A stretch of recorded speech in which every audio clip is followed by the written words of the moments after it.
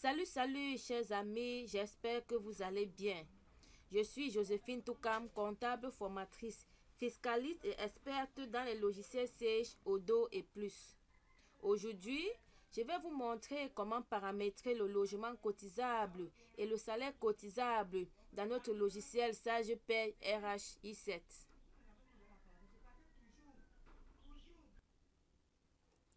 Dans la vidéo précédente, je vous ai dit qu'on évalue les avantages en nature tant au niveau du fisc qu'au niveau du social, c'est-à-dire de la CNPS.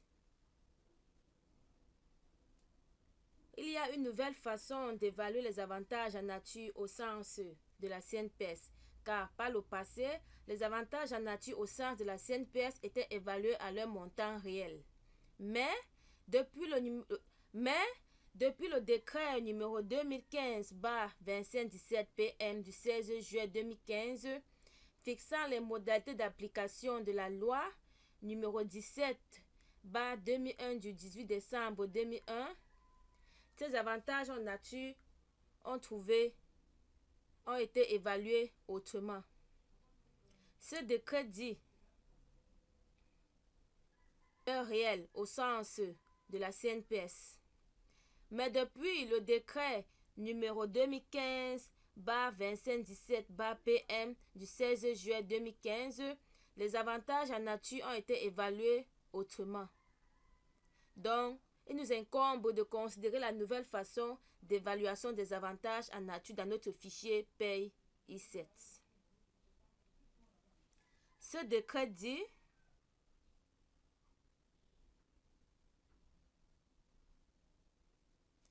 à son article 25, les avantages en nature tels que le logement, l'électricité, l'eau, le véhicule, la nourriture sont exclus de l'assiette des cotisations sociales dans la base du plafond fixé par le Code général des impôts.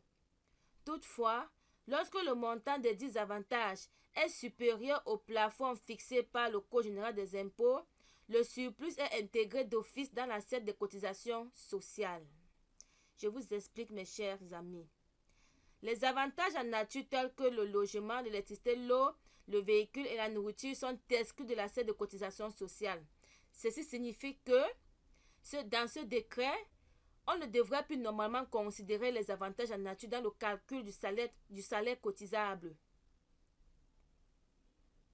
dans la limite du plafond fixé par le Code général des impôts. Ce plafond ici est appelé le salaire brut intermédiaire.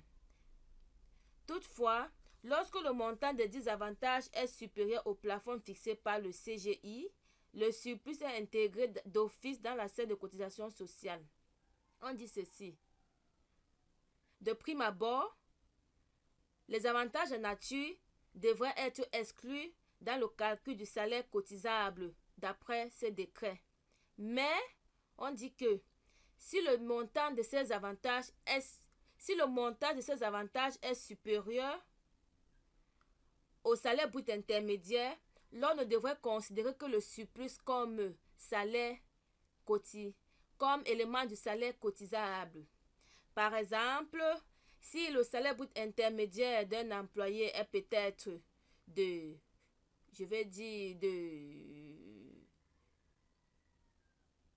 impôt. Ce plafond ici est en réalité les 15% du salaire brut intermédiaire. C'est-à-dire, lorsque l'on prend par exemple le logement, notre salaire brut intermédiaire, on multiplie par 15%, ça nous donne le logement évalué. On dit, toutefois, lorsque le montant des dits avantages est supérieur au plafond fixé par le Code général des impôts, ce plafond fixé pour le logement, par exemple, est le logement évalué, c'est-à-dire le salaire brut intermédiaire fois 15%. Le surplus est intégré d'office dans l'assiette de cotisation sociale. Si nous avons par exemple un logement évalué de 30 000 et un avantage en nature réel logement de 45 000, l'on devrait faire 45 000 moins 30 000. Donc, et considérait plutôt 15 000 comme logement cotisable. Pourtant, par le passé, les avantages en nature étaient considérés à leur valeur réelle. Avant, si l'on s'appliquait encore dans la loi d'avant, on devrait considérer totalement les 45 000 comme logement cotisable. Mais, d'après ce décret, l'on devrait faire 45 000 moins 30 000, il reste 15 000. On devrait uniquement considérer les 15 000 comme logement cotisable. Et on fera ainsi pour les autres avantages en nature, mais tout en respectant leur taux. Nous avons par exemple l'électricité qui est 4%, l'eau 2%, ainsi de suite.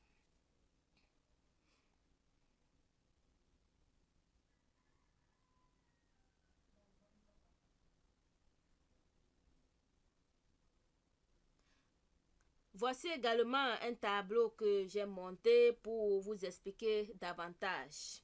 Il s'agit ici du salarié talent martial. Évaluation des avantages en nature. Décret 2515/2517 PN du 16 juin 2015. Et j'ai aussi fait une remarque, mes chers amis. Quand la CNPS m'envoie un courrier concernant une notification sociale, elle attache, elle joint au dit courrier ce décret. Donc la CNPS travaille maintenant beaucoup avec ce décret. La plupart des courriers CNPS que je reçois sont toujours étiquetés de ce décret. C'est le cas pour moi, je ne sais pas pour vous. Ok. Évaluation des avantages en nature, décret 2515/2517 PN du 16 juin 2015. Éléments. Salaire de base, transport, responsabilité, ainsi de suite. Salaire brut, voilà le montant du salaire brut. J'ai coché les éléments taxables et coché les éléments cotisables. Salaire brut intermédiaire, j'ai enlevé salaire brut intermédiaire, j'ai enlevé l'indemnité de représentation car elle n'est ni taxable ni cotisable. J'ai également enlevé la valeur réelle du logement, dont l'indemnité de logement. Parce que le salaire brut intermédiaire est le salaire taxable avant avantage en nature. Donc, on doit enlever la valeur réelle du logement qui est de 200 000 pour ce cas d'espèce. Voici donc le montant du salaire brut intermédiaire. Maintenant, plus bas, un autre tableau. Bon, j'ai rapproché les tableaux pour faciliter la lecture. Un autre, plus bas, un deuxième tableau.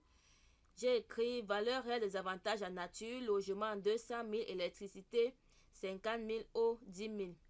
Salaire brut intermédiaire, on va prendre les 639 190. Taux du logement, quand tu fais ça fois 15%, tu trouves le montant-ci. Électricité fois 4%, eau fois 2%. Je n'ai listé que ceci. Et maintenant, pour trouver le montant cotisable, on a dit c'est le surplus qui est à réintégrer. Logement réel, c'est 200 000. On va faire 200 000 moins 95 878,5. On va trouver 104 000. Donc, c'est ça qui est au logement cotisable, 104 122. Électricité réelle cotisable, c'est 24 432,4. Mais l'eau réelle, ici, il s'avère que l'eau réelle est, quand on prend 10 000 moins le salaire brut intermédiaire, ça donne une valeur négative, ce qui fait que l'eau réelle est égale à 0. Un autre tableau plus bas, j'ai écrit salaire de base, transport, responsabilité, total 600. Salaire cotisable, j'ai écrit titre du tableau. Salaire cotisable avant avantage en nature cotisable. Donc ça, c'est le salaire cotisable avant l'introduction des avantages en nature évalués au sens du fisc. Donc ça prend en considération uniquement les éléments cotisables du salaire naturellement. Dans mon fichier, ça, je paye, c'est brut partiel 2. Dans les éléments du salaire cotisable avant avantage en nature cotisable, c'est 609 190. Maintenant, salaire cotisable avec avantage en nature cotisable. Ça prend en compte le salaire cotisable avant avantage en nature plus tous les avantages en nature cotisables au sein de la CNPS. On totalise le salaire cotisable 609 190 plus les avantages en nature qu'on a évalués au sein de la CNPS, ce qui donne un total du salaire cotisable. Ça donne un total de salaire cotisable. Ici, j'ai uniquement pris le salaire cotisable avec le logement cotisable. Donc, j'ai pris 609 190 plus 104 121,5, ce qui me donne un salaire cotisable de 713 312.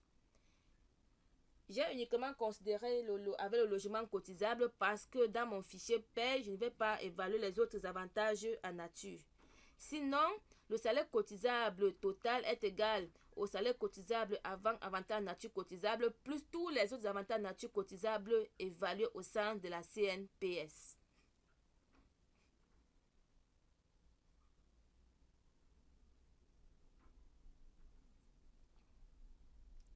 Oui, mes chers amis, j'espère que vous avez bien compris ce que dit l'article 25 du présent décret.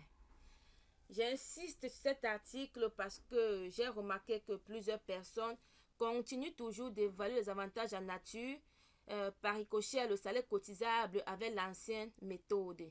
Et par conséquent, cette méthode permet à l'entreprise de verser plus de cotisations sociales. Et impacte aussi le salaire net de l'employé. Le salaire net de l'employé. Pour paramétrer ce qui est écrit, j'ouvre mon fichier paye RHI7. Je vais à liste, rubrique. Je vérifie mon indemnité de logement qui est déjà paramétrée. Indemnité de logement. Voici mon indemnité de logement déjà paramétrée. Je vais à l'élément constitutif pour regarder sa formule. C'est CL07.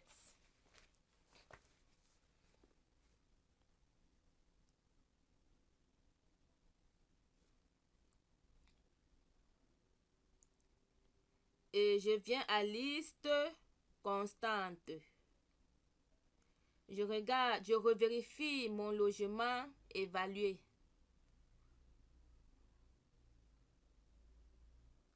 Logement évalué.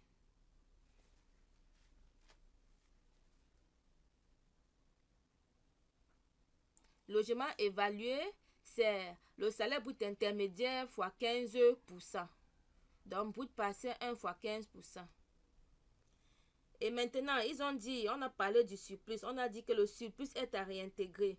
C'est-à-dire que je dois paramétrer une constante de type surplus logement CNPS, de type calcul. Je vais à liste constante, clic droit dans le vide, créer. Calcul.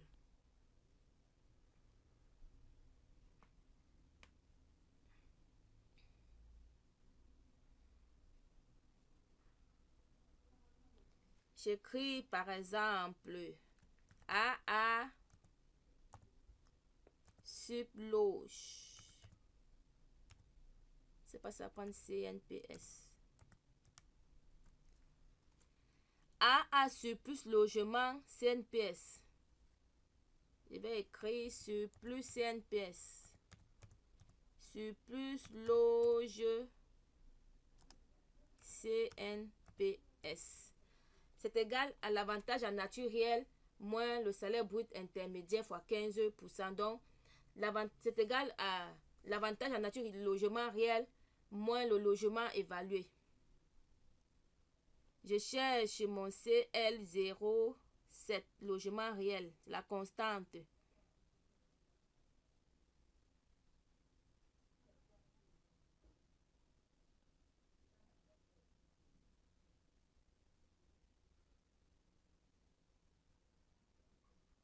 CL07. Insérer notre constante. Logement évalué.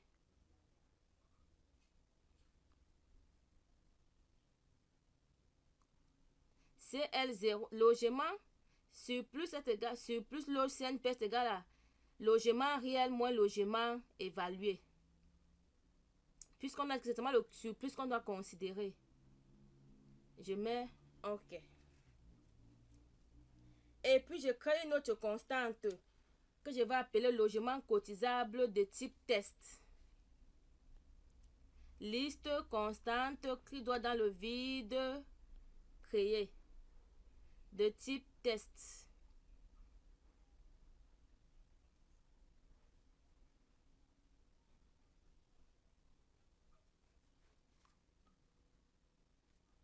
AA loge coti. Vous pouvez écrire à votre façon. Logement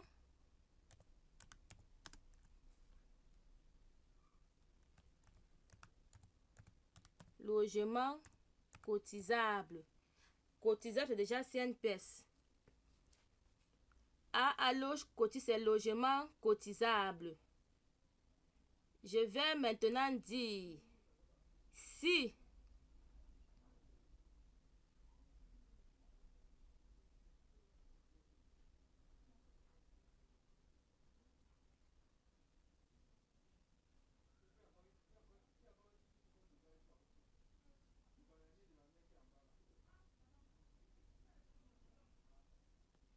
AA surplus CNPS est inférieur ou égal, mettons égal, est inférieur ou égal à 0.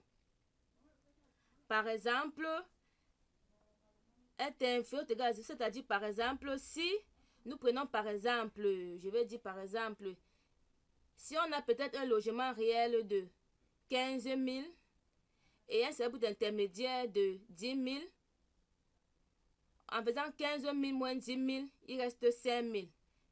Les 5 000 là sont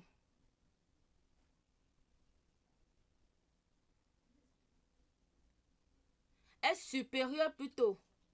Est supérieur, voilà, pardon. Est supérieur ou égal à 0, oui. En faisant par exemple 15 000 de réel moins 10 000 d'évalué, il reste 5 000. 5 000 sont supérieurs ou égal. 5 000 est supérieur à 0, donc on doit considérer 5 000. Ou bien, si on a un logement réel de 15 000, un logement évalué de 15 000, en faisant 15 000 moins 15 000, il reste 0. Ça fait que le logement réel est égal à 0, d'où le signe supérieur est égal à 0. Si le logement réel est supérieur ou égal à 0, alors logement cotisable CNPS est égal à AA surplus.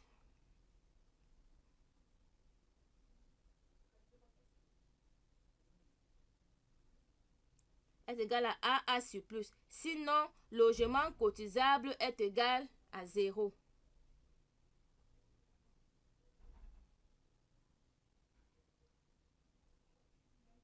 Ok. On vient de paramétrer le logement cotisable, mes chers amis. Nous paramétrons dans le salaire cotisable en additionnant simplement le logement cotisable au brut partiel 2. De type calcul.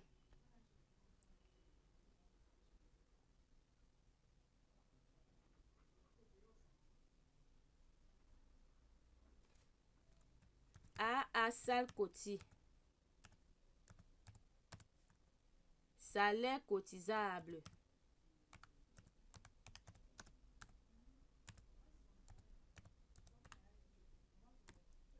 Salaire cotisable, c'est pas plafonné, salaire cotisable est égal à brut partiel 2 éléments cotisables.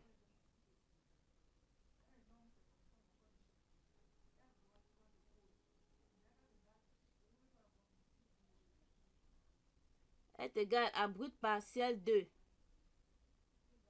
éléments cotisables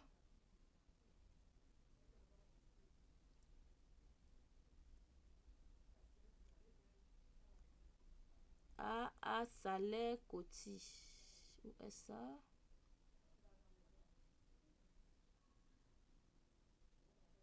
On n'a pas pris.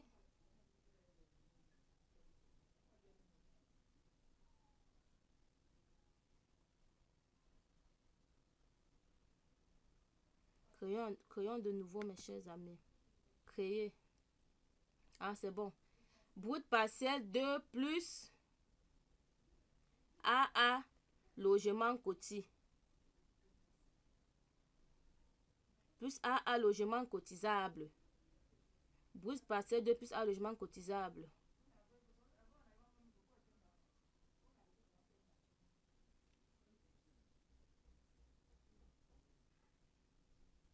Ok, c'est bon.